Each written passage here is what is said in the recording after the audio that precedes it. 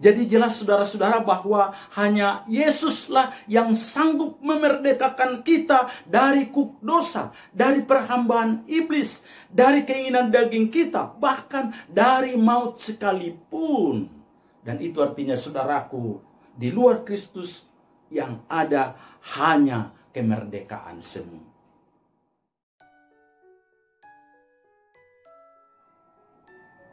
Marilah kita berdoa.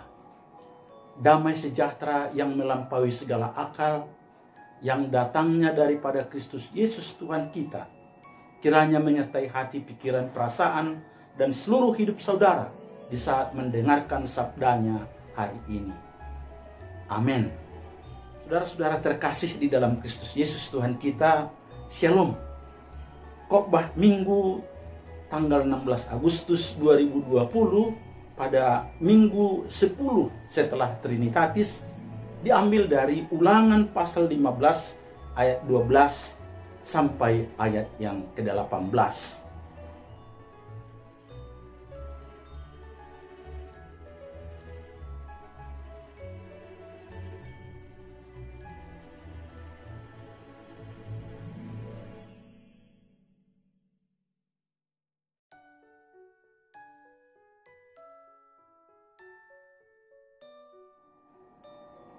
Merdeka.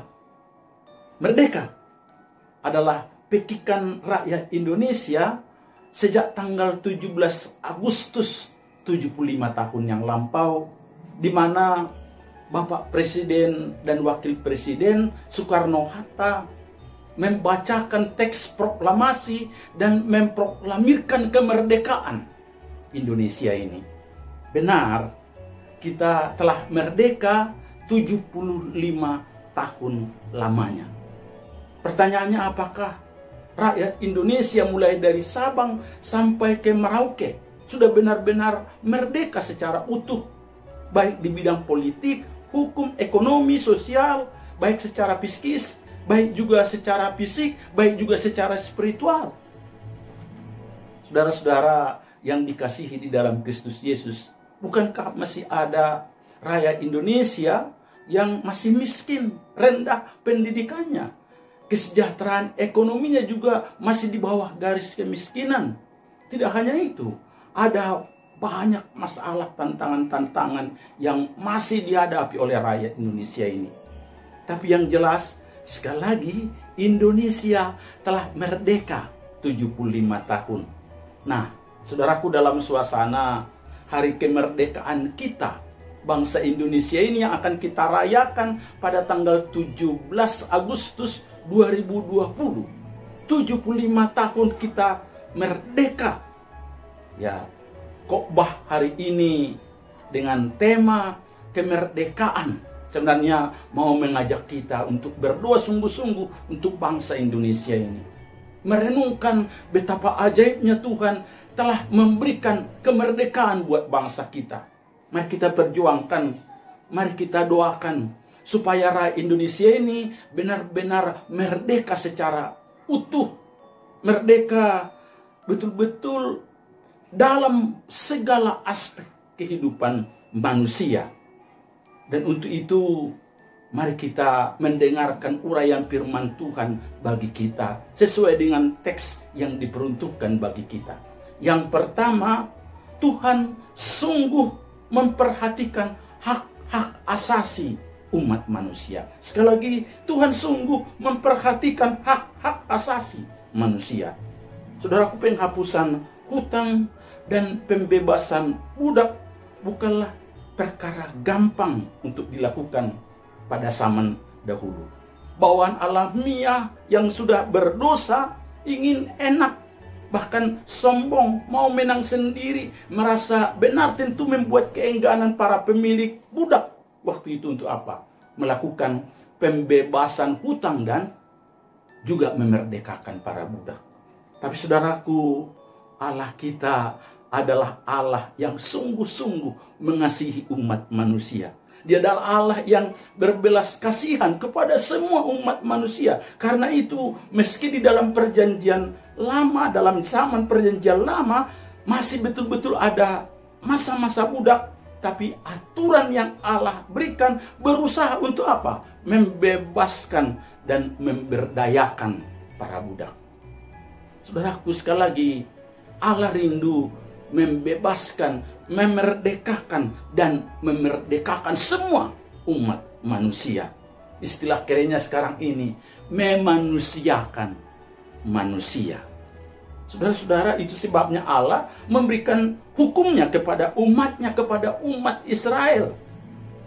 Dan hukum Allah ini diberikan untuk hadirnya kasih dan perlindungan Allah di tengah dunia ini. Sehingga melaluinya manusia memperoleh haknya sebagai gambar dan rupa Allah. Waktu 6 tahun adalah waktu yang cukup untuk para budak membayar hutangnya kepada majikannya. Kenapa, saudaraku? 6 tahun itu menunjukkan bahwa ada batas waktu bagi seseorang dalam bekerja. Ada batas kemampuan, ada batas kuasa, ada batas umur, dan batasan-batasan lainnya. Karena memang terus terang kita umat manusia ini mempunyai keterbatasan. Selain miskin, saudaraku, mereka juga punya status apa? Budak. Dan itu artinya mereka pasti banyak hutang. Tetapi firman Tuhan katakan secara jelas tadi bahwa tahun ke-7 lah tahun yang ditentukan Tuhan untuk membebaskan, untuk memerdekakan budak ini dari majikan mereka. Dan tidak hanya itu, saudaraku, para majikan ini harus berupaya supaya para budak ini bisa berdaya guna ketika mereka lepas dari majikannya. Caranya firman Tuhan katakan di sini, dengan memberi mereka kambing domba, gandum dan anggur, dan berkat-berkat lainnya. Artinya mereka supaya mampu mandiri setelah lepas dari para majikannya. Disinilah, saudaraku, kita lihat ikatan yang ada dalam kebencian karena dimanfaatkan dan saling memanfaatkan harus diganti dengan apa? Dengan hubungan kasih dan hormat. Mereka memang benar adalah budak, miskin, dan punya hutang. Tetapi mereka telah dibebaskan dan juga diberdayakan. Hal ini mengingatkan umat Tuhan bangsa Israel bahwa mereka dulunya adalah budak, miskin, tidak berdaya oleh penindasan bangsa Mesir. Saudaraku, tidak hanya itu. Jika budak itu dengan bersikeras mengatakan bahwa dia mau tetap tinggal di rumah majikannya, juga harus majikannya itu memberikan kebebasan baginya untuk memilih tinggal di rumahnya. Ini menunjukkan bahwa Allah kita rindu agar umat yang dikasihinya, yang telah dibebaskannya dan dari perbudakan, mampu mengingat, menyadari kasih Allah untuk disalurkan dan diberikan kepada yang berkekurangan. Memberikan kebebasan bagi mereka yang tidak mampu. Saudaraku, poinnya di sini adalah janganlah biarkan sesamamu menderita, sedangkan kita dimampukan dan mampu untuk memberikan kehidupan yang lebih baik kepada mereka. Kita dipanggil untuk memberi sejahtera, memberikan kasih, memberikan kelayakan bagi mereka yang bekerja dengan kita. Itulah tandanya kita disebut dan pantas dianggap sebagai umat Tuhan. Yang kedua, saudaraku, Kristus sungguh-sungguh memerdekakan kita. Sekali lagi, Kristus sungguh-sungguh memerdekakan kita. Dalam kitab Perjanjian Lama, bangsa Israel berulang-ulang kali diingatkan bahwa mereka telah dimerdekakan dari perbudakan Mesir. Tidak hanya itu, saudaraku, Allah telah membawa mereka ke tanah yang berkelimpahan susu dan madu. Selain itu, Allah telah menempatkan mereka di sana, memelihara mereka dalam kemerdekaan secara politis dan memberikan kemakmuran ekonomis, dan juga memberikan segalanya baik secara spiritual dan juga dalam hal-hal yang lain. Sejauh mereka menjauhi penyembahan berhala dan mau memelihara hukum-hukum Tuhan. Tentu ini adalah anugerah Tuhan yang sangat luar biasa bagi bangsa Israel. Dalam perjanjian baru, saudaraku, kemerdekaan menjadi suatu konsep teologis yang penting untuk apa? Menggambarkan keselamatan kita, menggambarkan kemerdekaan kita dari dosa sebagai orang-orang yang telah ditebus Yesus. Memang saudaraku, tidak dapat dipungkiri bahwa umat manusia siapapun adalah orang-orang berdosa dan telah kehilangan kemuliaan Allah. Artinya setiap kita siapapun telah diikat, telah dibelenggu oleh dosa iblis dan maut. Dalam Yakobus 2 ayat 10 firman Tuhan katakan, sebab barang siapa menuruti seluruh hukum itu tetapi mengabaikan satu bagian daripadanya, ia bersalah terhadap seluruhnya. Saudara perhatikan ini, satu bagian saja, satu hukum saja tidak kita lakukan, kita sudah gagal, artinya kita sudah orang berdosa. Dan siapa yang bisa sanggup melakukan hukum Taurat secara sempurna? Pasti tidak ada. Itu artinya semua dan seluruh umat manusia ini benar memang sudah berdosa. Sementara dalam Yohanes 8 ayat 38 dikatakan oleh Yesus, kata Yesus kepada mereka, aku berkata kepadamu, sesungguhnya setiap orang yang berbuat dosa adalah apa? Hamba dosa. Jadi jelas, setiap manusia siapapun adalah hamba dosa. Dan upah dosa adalah apa? Maut. Dan itu artinya kita sangat memerlukan keselamatan, kemerdekaan dari dosa. Dan puji Tuhan saudaraku, Yesus telah datang. Bahkan dia telah diproklamirkan menjadi pembebas. Dan dia sudah memerdekakan para tawanan. Itu diungkapkannya dalam Lukas 4 ayat 6. Dan dalam Yohanes 8 ayat 36, firman Tuhan katakan, jadi apabila anak itu memerdekakan kamu, kamu pun apa? Benar-benar merdeka. Hal senada juga diungkapkan oleh Rasul Paulus dalam Galatia 5 ayat 1 yang berbunyi, supaya kita sungguh-sungguh merdeka. Kristus telah memerdekakan kita, karena itu berdirilah teguh. Jangan mau lagi diperhamba, dikenakan kuk perhambaan. Jadi jelas bahwa hanya Yesuslah yang sanggup, saudaraku, memerdekakan kita. Baik itu dari kuk dosa, kuk perhambaan iblis, dari keinginan daging, bahkan dari maut sekalipun. Hanya Dia, tidak ada yang lain. Bisa saja ada orang lain mungkin yang merasa bahwa ia sudah merdeka. Tetapi apakah dia benar-benar sungguh-sungguh merdeka? Sebab ternyata kemerdekaan yang sesungguhnya, firman Tuhan katakan, hanya di dalam Yesus Kristus. Di luar itu, sekali lagi, di luar itu hanya kemerdekaan semu. Nah saudaraku, ada masalah, memang ada. Apakah kita benar-benar yang sudah menjadi murid Yesus ini, yang telah dimerdekakannya ini, tidak lagi jatuh dalam dosa? Nyatanya kita sudah lihat, walaupun firman Tuhan katakan kita benar-benar merdeka, sungguh-sungguh merdeka, tapi kok masih banyak orang yang jatuh ke dalam dosa. Tidak hanya saudaraku anggota jemaat, hamba-hamba Tuhan yang besar, para pengkhotbah terkenal, para pendeta, para sintua, para aktivis gereja, masih ada yang apa? Yang selingkuh, masih korupsi, masih ada dendam, masih ada saling menjatuhkan, saling menggigit, saling menghancurkan, dan dosa-dosa lainnya. Saudaraku, baru-baru ini kita dikejutkan dengan catatan Dahlan Iskan, mantan Menteri BUMN yang lalu, yang mencatat tentang dua sahabatnya, perseteruan dua sahabatnya hamba Tuhan besar di Surabaya dengan aset triliunan, berseteru hingga mati.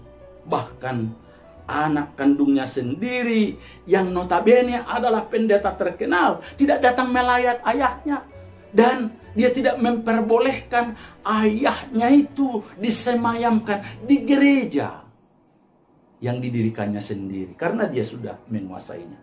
Sangat-sangat miris. dan sangat memalukan, saudaraku. Sebelumnya di iNews ID Surabaya juga memberitakan bahwa seorang oknum pendeta di kota Surabaya berinisial HL ditangkap petugas Polda Jawa Timur. Karena apa? Diduga mencabuli jemaahnya sendiri. Dapat kita baca itu pada Sabtu tanggal 7/3/2020 yang lalu. Kenapa saudaraku bisa? Hal ini saudaraku terjadi karena pengalaman masa kecil. Dulu waktu kecil dia adalah korban kekerasan, korban pedofilia, mungkin bisa oleh keluarganya sendiri, lingkungannya, atau orang-orang sekitarnya. Tetapi karena tidak pernah dibereskan, bahkan mungkin waktu kecil dia senang dengan apa? Film-film porno. Tapi sekali lagi, tidak dibereskan, tidak dimerdekakan, terus dipendam, terus disimpan rapat-rapat. Walaupun dia sudah belajar teologi, sudah ditahbis menjadi pendeta, walaupun dia sudah sidi, walaupun dia sudah anggota jemaat dan sekarang aktivis gereja, tetapi karena tidak pernah dibereskan, nah saudaraku, rupa-rupanya suatu saat, waktu dia mungkin santai, waktu dia tidak ada apa-apa, tahu-tahu persoalan itu muncul lagi. Masa-masa kekerasan itu muncul lagi dalam hidupnya. Fantasi-fantasi seksual itu datang lagi. Atau kekerasan seks itu terjadi, diingatnya lagi. Dan saudaraku, dia bukan lagi korban saat ini, tapi menjadi apa? Pelaku. Melakukan pemerkosaan, melakukan kekerasan, melakukan korupsi, melakukan dosa-dosa yang lain.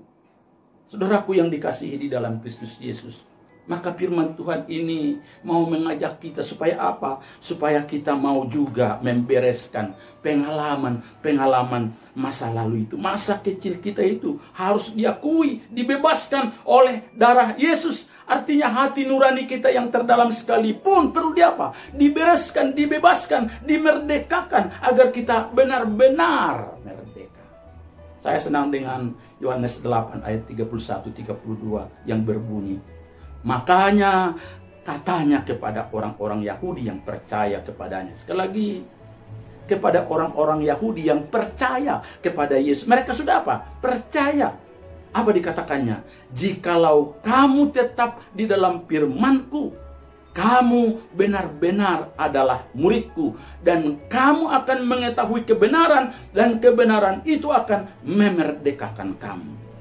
Saudaraku, ini jelas bahwa jika kita tetap rupanya bersama dengan firman Tuhan, kita mengetahui kebenaran dan kita renungkan kebenaran itu, hidup dengan Tuhan hari lepas hari lewat firman-Nya, kebenarannya, sehingga apa? Hidup kita ini, baik pikiran kita, baik perasaan kita, baik kata-kata kita, baik tindakan-tindakan kita, menjadi apa? Ada benar-benar di dalam kuasa firman Allah. Sehingga kita dibebaskan dari dosa, dari perhambaan iblis, dari keinginan daging, bahkan dari apa? Masa lalu sekalipun. Karena Yesus sanggup mematahkannya dan memerdekakannya. Kita menjadi benar-benar sungguh-sungguh merdeka. Pasti bisa. Pasti bisa. Alamilah. Yang ketiga, saudaraku, kemerdekaan yang memerdekakan. Kemerdekaan yang memerdekakan. Secara jelas tadi firman Tuhan katakan bahwa umat Tuhan yang mampu memiliki budak, waktu 6 tahun budaknya itu bekerja, majikan itu harus apa? Memerdekakan budaknya dan memberikan keperluan budaknya itu setelah dibebaskan, yakni kambing domba dan keperluan lainnya. Itu artinya saudaraku bahwa kita yang telah benar-benar merdeka, telah diselamatkan oleh darah Yesus secara utuh, telah mengecap kasih dan kebaikan Tuhan, dan Tuhan sudah memberkati dan bahkan memberikan kesempatan bagi kita menjadi orang tua, pemimpin, penguasa, pengusaha, dan memiliki kemampuan lebih dari banyak orang kepada kita. Tuhan rindukan agar mempergunakan kemerdekaan kita itu untuk apa? Untuk memerdekakan sesama kita. Itu artinya saudaraku, yang pertama, ingat bahwa ada keterbatasan bagi yang kita kasihi itu. Jika mereka masih dalam masa kanak-kanak, bimbinglah mereka hingga dewasa. Firman Tuhan katakan supaya orang tua, ayah jangan menyakiti hati anak-anaknya. Tapi justru apa? Membimbing mereka supaya mengerti kasih Allah dan anugerah Tuhan. Ingat, kita pernah menjadi anak-anak, pernah remaja, pernah pemuda, dan sekarang justru menjadi orang tua. Kita harus menjadi teladan buat mereka. Selain itu saudaraku, bagi sesama kita harus ingat ada keterbatasan pengetahuan mereka. Ada keterbatasan kekuatan mereka, waktu, dan keterbatasan lainnya. Itu mari kita memiliki hati yang penuh kasih dan pengampunan. Yang kedua saudaraku, berikan yang menjadi hak-hak mereka. Seperti hak hidup, hak istirahat, hak berkeluarga, hak bersosial, hak ekonomi, hak psikis, hak spiritual, dan juga hak-hak lainnya. Sesuai dengan firman Tuhan. Hargailah setiap orang karena Tuhan sudah menghargai kita lebih daripada dunia ini, lebih daripada emas perak dan juga harta lainnya. Ketiga saudaraku, bekali dia, bekali mereka agar mampu mandiri sesuai dengan talenta kemampuan mereka.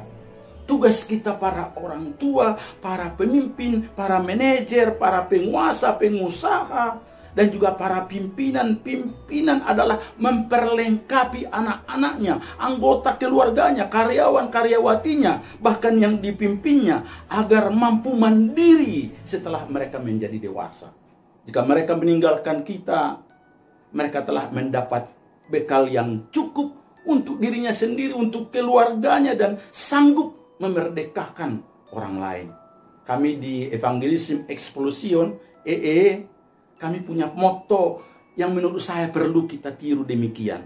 Penginjilan belum dianggap berhasil jika yang diinjili itu belum sanggup menjadi penginjil. Murid belum dianggap berhasil menjadi murid sebelum sanggup memuridkan murid. Itu yang kami sebut dengan apa? Multiplikasi. Itu mari kita juga berprinsip mereka yang sudah kita merdekakan harus sanggup memerdekakan orang yang dimerdekakannya itu. Itu yang ketiga. Yang keempat, berikanlah bantuan-bantuan dan pertolongan yang sepatutnya bagi sesama kita. Karena kita telah menerima anugerah Tuhan, telah menerima pemeliharaan dan menerima berkat-berkat Allah yang luar biasa dalam kehidupan kita hari lepas hari. Yang kelima, berikan tujuan hidup kepada semua yang kita kasihi. Karena hidup ini bukan hanya untuk yang kelihatan ini saja, hanya untuk dunia ini saja, tetapi kepada apa? Kepada kehidupan kekal yang Yesus telah sediakan bagi kita. Dia telah mati, dia telah bangkit, dia telah naik ke sorga untuk apa? Menyediakan tempat bagi setiap kita yang percaya kepadanya. Saudaraku, kebebasan sejati akan kita miliki justru saat kita nanti bersama Yesus di sorga. Saya rindu kita mengingat firman Tuhan dari Roma 6 ayat 22 yang berbunyi, tetapi sekarang setelah kamu dimerdekakan dari dosa dan setelah kamu menjadi hamba Allah, kamu beroleh buah yang membawa kamu kepada pengudusan dan sebagai kesudahannya ialah hidup yang kekal. Tentunya sangat dengan jelas firman Tuhan ini menghendaki semua orang yang telah dimerdekakan melalui penebusan dosa yang telah Yesus kerjakan harus mampu apa? Mengucap syukur. Dengan apa? Dengan hidup kudus sesuai dengan kehendak Allah. Karena kita ini sudah menjadi milik hamba daripada Tuhan Yesus sendiri. Sehingga nampaklah sebenarnya sebagai ungkapan syukur kita itu sebagai garam dan terang dunia ini. Saudaraku, Sekali lagi firman Tuhan hari ini rindu supaya kita sungguh-sungguh mengalami kemerdekaan yang utuh di dalam Yesus Kristus. Sehingga kita mampu memerdekakan seluruh anggota keluarga kita. Bahkan seluruh teman sahabat-sahabat kita. Sanggup juga memerdekakan mereka dan sanggup membimbing mereka untuk memerdekakan orang-orang yang mereka merdekakan. Firman Tuhan katakan tadi, dengan demikian Tuhan akan memberkati kita, bahkan kita akan memperoleh hidup yang berkelimpahan. Yakni apa? Hidup yang kekal. Kiranya Tuhan Yesus memberkati saudara. Amin.